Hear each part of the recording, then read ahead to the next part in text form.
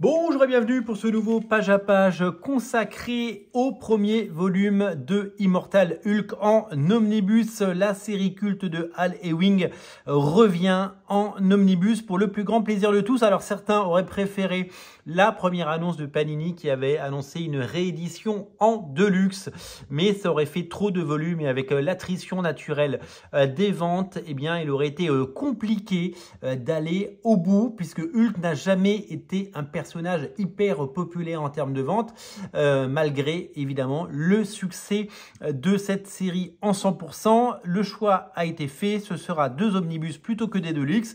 Et voici donc le premier avec sa sublimissime couverture d'Alex Ross. Alex Ross qui a fait grand nombre de couvertures sur cette série qui compte une 50aine d'épisodes et qui a longtemps tutoyer les sommets aux États-Unis comme en France. En France, eh bien, ça a été un phénomène en 100%, puisqu'il y a eu plusieurs réimpressions et plusieurs éditions dans la même collection 100% de cette série. Aux États-Unis, eh bien, Immortal Hulk a battu pendant de longs mois. Ça a été un combat de chef, la série numéro 1 aux États-Unis, qui est souvent Batman. Donc souvent, Immortal Hulk s'est retrouvé devant Batman et donc ça a fait un combat de titans, un choc absolument incroyable et donc des ventes records. Ça a fait de Al Ewing une superstar puisque depuis il est attaché au gros projet chez Marvel et aussi chez DC puisqu'il arrive sur la gamme absolue dans les prochaines semaines. On aura le temps d'en reparler. Allez, on ouvre ce bouquin qui reprend les 30 premiers numéros de la série Immortal Hulk. Donc série phénomène dessinée par énormément de dessinateurs, notamment Joe Bennett, mais plein d'autres dessinateurs sont venus prêter main forte. Ça a débuté, cette série a débuté en 2018. Elle est totalement complète et c'est une série qui fait partie des très grands classiques. Il y en a eu d'autres sur Hulk, évidemment. L'épopée de Peter David sur la série, rééditée en intégrale, eh bien, a fait véritablement sensation à l'époque en version intégrale et évidemment notre bonheur en intégrale. On commence non pas par des épisodes de la série Hulk, mais par un épisode, des pages en tout cas, de Avengers 684. Avengers 684 qui est dessiné par, je vais vous le dire tout de suite, dès que j'aurai retrouvé le dessinateur, évidemment je ne le trouve pas. Et donc, eh bien, nous allons parcourir ensemble ces pages-là. C'est marrant que je ne trouve pas le dessinateur. Donc, un épisode de Avengers pour ouvrir ce volume qui nous rappelle non seulement un peu les origines de Hulk, mais également les raisons qui nous amènent à cette version assez horrifique, comme vous pouvez le voir sur cette couverture, qui est un hommage évidemment, qui est signé par Alex Ross. Le premier numéro de cette série qui a bouleversé les charts avec un Bruce Banner sur la route. Ça nous rappelle évidemment le Bruce Banner de la série télévisée, mais aussi le Bruce Banner de la série de Bruce Jones, puis Paul Jenkins, puisque nous avons eu droit à des épisodes cultissimes dessinés notamment par John Romita Jr. et Mike Deodato Jr. si je ne me trompe pas. Il s'est pris une balle dans le cigare, mais il va se transformer en monstre et à revenir pour se venger. Le côté horrifique et le côté années 70 est totalement revendiqué avec ce Hulk qui redevient une créature et qui là va se venger de l'agression. Et regardez la beauté de ces pages, un dessin hyper classique mais tellement chouette, et donc c'est véritablement un grand morceau et un premier épisode qui me donne bien entendu le ton et le là de ce que sera cette série. Alors je dois vous avouer que je n'ai pas lu toute la série Immortal Hulk. J'ai lu, je crois, l'équivalent des deux, je dirais peut-être 3. Mais on va voir ce que ça me rappelle. Mais des 2 premiers, au moins des 2 premiers, c'est sûr, 100%. Et après, il y avait trop de trucs à lire, donc j'avais pas suivi. J'adore le personnage de Hulk, comme vous le savez, puisque j'adore notamment, je vous l'ai dit, la période Peter David. J'adorais le début des années 90 avec Paul Jenkins et Bruce Jones sur la série avec John Romita Jr. Au dessin. John Byrne a fait des très bons épisodes. Il y a eu des épisodes d'Adam Kubert qui étaient de toute beauté. Regardez cette couverture incroyable, magnifique et incroyablement belle, avec évidemment un style un peu rétro, un peu Kirby pour raconter ses histoires. Marguerite Sauvage, on reconnaît son style inimitable. Donc plein de dessinateurs qui viennent prêter main forte au dessinateur principal, qui a dessiné, il faut le dire, la grande majorité des épisodes, mais qui s'est fait aider ça et là pour ces épisodes, qui revient vers le côté monstrueux, qui revient vers le côté bestial et qui, bien sûr, va vous proposer eh bien de vous replonger dans ces aventures. Je disais, Hulk, moi, c'est vraiment un personnage que j'aime beaucoup. J'ai beaucoup aimé eh bien, toute la période Peter David du Panthéon. Eh bien, oui, ça ne s'invente pas. Hein. Allez deviner où je suis allé chercher un titre aussi génial que le Panthéon. Et donc, j'ai longtemps aimé cette série. Découvrir, j'ai aimé l'époque d'Alkeon, évidemment, l'époque Gary Frank, Liam Sharp. C'était vraiment étonnant. Et là, graphiquement, c'est, regardez-moi ça, ce Hulk massif, bestial, sauvage, hors de contrôle.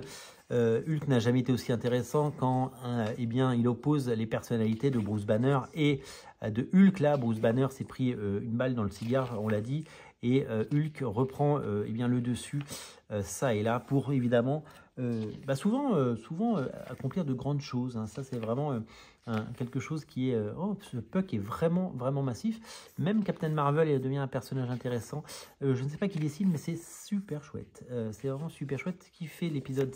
on va regarder qui fait l'épisode 6, parce que c'est vraiment très joli. C'est Lee Garbett. Oui, c'est un très, très bon dessinateur, Lee Garbett. Bien sûr, Lee Garbett, c'est super chouette. Donc, graphiquement, c'est l'eau du panier. Je n'ai qu'une envie, c'est de me replonger là-dedans. Et le redécouvrir avec vous, parce que c'est vraiment un petit morceau d'histoire. Ça fait vraiment partie de ces comics qui font un consensus, dans le sens où eh bien, les gens, il s'est fait découper, hein, comme vous pouvez le voir. Tout le monde a adoré, les critiques, le public, aux États-Unis, en France. Regardez ce Hulk complètement difforme qui se recompose. Le côté monstrueux est parfaitement assumé. Le côté déformé, le côté monstre fait vraiment partie. Ron Garnet, qui a fait beaucoup d'épisodes de Hulk également, est de retour pour cette couverture. Donc là, c'est l'épisode numéro... on va regarder l'épisode numéro... oui, c'est The Best Defense.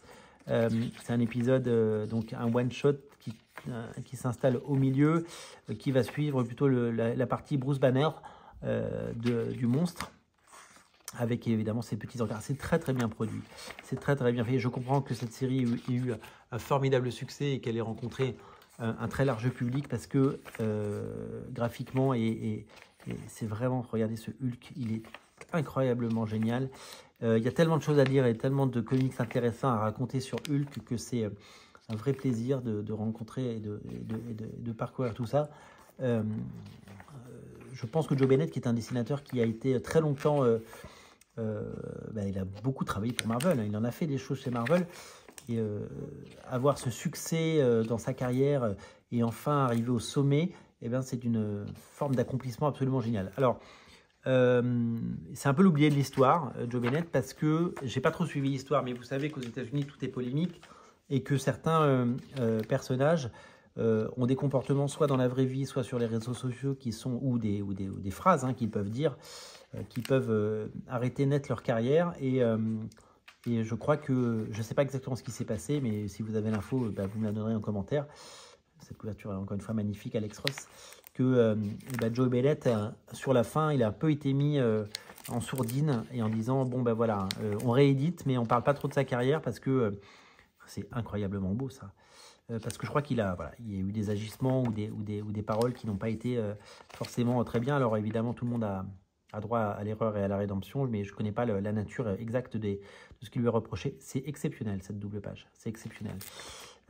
C'est de toute beauté, cette couverture d'Alex Ross. Non mais, en fait, donc je vous dis, j'ai lu les 2 premiers tomes il y a un bout de temps. En parcourant ceci, je me rends compte que je me souviens de pas grand-chose. Mais quand je lis ça, je n'ai qu'une envie, c'est de le lire, en fait. En fait, je me spoil. Je me spoil et je vous spoil, mais vous aimez ça, être spoilé. Et vous l'attendiez, ce page à page. Vous l'attendiez. Je tiens à remercier les éditions Panini Comics qui m'ont mis à disposition ce bouquin. Ce bouquin que j'aurais, quoi qu'il arrive, acheté, parce que j'avais très envie cet omnibus faisait partie des omnibus qui m'intéressaient. D'ailleurs, l'année commence de toute beauté parce que c'est le premier omnibus 2025. Donc, bravo. Donc, Panini, vous le savez, me met à disposition les omnibus. depuis plus d'1 an. D'abord, je tiens à les remercier pour ce partenariat non rémunéré, je tiens à le signaler. Je tiens à les remercier pour cette confiance qui m'est faite, la confiance dans Radio Comics qui assoit un petit peu la chaîne, hein, quand on a la confiance des éditeurs.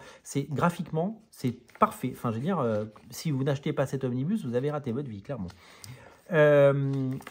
Un omnibus, ça coûte 60, 70, 80, 90 euros. J'ai plus le prix en tête exact de celui-là et je m'en excuse. Si je l'avais acheté, eh bien, je l'aurais certainement.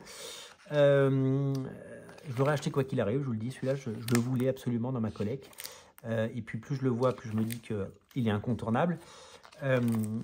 Dépenser autant d'argent dans un omnibus sans l'avoir vu avant, sans l'avoir feuilleté, souvent c'est vendu sous blister et dans les grands magasins culturels, peut-être qu'il y en a un ouvert où les gens se permettent de l'ouvrir pour voir ce qu'il y a dedans. Chez les petits libraires, c'est plus compliqué parce qu'un bouquin qui n'est plus dans son blister, souvent il devient invendable pour des raisons obscures. Tout simplement parce qu'il peut être abîmé et qu'on n'aime pas acheter des comics abîmés, c'est tout à fait normal. C'est vraiment utile, je pense. Et dites-moi si vous avez déjà acheté un omnibus après avoir vu un de mes page à page. En tout cas, je serais curieux de le savoir et de le découvrir parce que ça me ferait vraiment plaisir. Je parlais des différentes époques de Hulk. Moi, j'ai vraiment adoré une période qui est géniale. J'aurais aimé qu'elle ressorte en omnibus à l'occasion de la sortie du film Captain America 4, Brave New World, qui arrive le 12 février en France, oh là là, mais regardez-moi ça, 12 février en France, 14 février aux États-Unis. Cette couverture, encore une fois, Alex Ross, quelle machine, quelle beauté. Parce que il y a la période Red Hulk, vous le savez, avec Hulk, Red Hulk. Jeff Loeb avait relancé la série, le grand Jeff Loeb, hein, scénariste de Batman Un Long Halloween, de Batman Silence, de Batman Amère Victoire, Catwoman à Rome, de Daredevil jaune, de Spider-Man bleu, de Hulk gris. Il a fait Hulk gris, je vous invite à lire si vous n'avez pas lu Hulk gris, lisez-le. Et il a fait également Hulk rouge, donc ça s'appelait tout simplement Hulk, et c'était la première fois qu'apparaissait le Hulk rouge. Et on ne savait pas qui c'était à l'époque, on ne savait pas... évidemment, maintenant, on sait qui c'est, parce que vous regardez n'importe quelle bande-annonce du film, il vous spoil l'identité de Hulk rouge. C'est un peu bizarre, et c'est un peu dommage, si vous voulez mon avis. C'était notamment dessiné par Ed McGuinness, qui a fait un travail fabuleux, mais il y avait aussi Frank Shaw, Arthur Adams, des dessinateurs de légende qui ont fait des numéros exceptionnels sur Hulk, Red Hulk, et c'était tout simplement génial. Voilà, donc Hulk, il a eu droit aux meilleurs auteurs, il a eu droit à des grandes époques, il a eu droit à d'énormes succès, et donc c'est un personnage qu'il faut évidemment redécouvrir. Je crois que c'est Philippe Andrade qui dessine ça, c'est le dessinateur de Layla Starr. En tout cas, il fait des pages là-dedans. En tout cas, ça ressemble à du Philippe Andrade. C'est marrant de faire ça et après de faire Layla Starr, qui est un succès mondial. C'est assez fou quand on y pense. Regardez comme ça. Oh, Hulk et Venom, et nous sommes Hulk. C'est très drôle. Là, voilà, hop. Donc c'est Thunderbolt Ross est de retour. Alors, on avait vu ça tombe tout à l'heure. Donc évidemment, si vous regardez ces pages à page, hein, c'est que vous avez envie de vous faire spoiler et que vous avez envie de découvrir. En tout cas, c'est parce que vous êtes curieux de savoir ce qu'il y a dedans. Et j'espère que vous serez des centaines à regarder ces pages à page, comme souvent. Ces pages à page qui sont très utiles. Et je le rappelle, si vous avez déjà acheté un omnibus suite à un de mes pages à page en vous disant « mais il me le faut absolument », eh bien, clairement, j'en serais ravi. Donc vraiment, dites-le moi, parce que ça me ferait plaisir. Voilà. En tout cas, je mesure l'efficacité. Je suis content de mettre les 25 000 abonnés de Radio Comics à disposition de ces vidéos, parce que ces vidéos sont importantes et parce que elles sont vues et qu'elles sont très appréciées et que vous me manifestez à travers vos commentaires énormément de gratitude par rapport à tout ça. Donc Alex Ross, il a fait toutes les couvertures, hein. Il a vraiment fait toutes les couvertures. Alors là clairement, sur ces pages-là, c'est des pages que je découvre complètement. Là, ça a l'air totalement... on dirait c'est du Ditko, là. C'est du Ditko, c'est du Kirby, c'est du cosmique. Voilà, il y a Hulk quand même un petit peu. Donc il y a quand même pas mal de dessinateurs très différents, mais je dois avouer que le travail de Joe Bennett est particulièrement enthousiasmant et chouette. Et là, mais regardez-moi ça. Oh là là, qu'est-ce que c'est chouette. Il va falloir que je trouve du temps pour le lire, mais celui-là, ça fait partie des incontournables qu'il faut absolument avoir et qu'il faut avoir lu. Vraiment, c'est du top niveau, c'est le haut du panier. Et je comprends que cette série est rivalisée en termes de vente avec Batman et qu'elle ait pu le dépasser dans le cœur des fans et tout simplement dans les charts, puisque c'est important évidemment qu'il y ait des succès et c'est important que certains titres, voilà, que l'époque de Hulk dont on se souviendra, soit ce Immortal Hulk, ça je vous l'ai dit, ça a fait de Harley Wing une superstar qui ensuite a travaillé sur grand nombre de comics chez Marvel et maintenant chez DC. Il fait partie des grands noms, il fait partie des gens solides, des gens qu'on appelle des superstars tout simplement. Il suffit souvent parfois d'un succès qui vous révèle, un succès qui fondateur pour le reste de votre carrière. Je ne sais pas si on connaissait le nom vraiment d'Harley Wing avant Immortal Hulk, mais véritablement, il a changé de dimension grâce à ce projet et il a séduit la critique, les fans, le marché, les libraires et tout le monde. Et si bien qu'un récit aussi jeune que celui-là, en 2018, il y a à peine 7 ans, eh bien, pour les premiers numéros en tout cas, eh bien, deviennent quelque chose de culte et fassent l'objet d'un si bel omnibus. À la fin, on a une galerie de couvertures. Malheureusement, elles sont en petit format. Bon, c'est mieux que rien. Cette couverture de Hulk 16 est exceptionnelle. Elle est magnifique. Celle d'Al Keown qui est revenu faire une couverture d'Al Keown. Voilà, donc beaucoup de jolies choses. Harley Wing, il est anglais et il a commencé chez 2000 AD. Il est né en 77, un an après moi. Et donc, il a fait We Only Find Dead When They're Dead. Il a fait, bien sûr, des titres X-Men pendant Krakoa, notamment X-Men Red, que vous avez adoré, et beaucoup d'autres titres. Voilà, c'est un magnifique omnibus et j'avais à cœur de vous le présenter. Au-delà de la mission qui m'incombe de vous les présenter suite dans le cadre de mon partenariat, je vraiment voulais vous le présenter et je considère que c'est un des plus beaux omnibus. En tout cas, l'année démarre de la plus belle des façons avec cet omnibus que je vous invite à découvrir sans plus tarder. C'est à découvrir chez votre libraire. Honnêtement, pour les gros bouquins, je vous le dis dans beaucoup de vidéos, prenez-les chez votre libraire indépendant. Ça le fait bosser, ça le fait vivre. C'est hyper important. Vraiment, pensez à le prendre chez votre libraire indépendant. Je vous dis à très bientôt. Salut.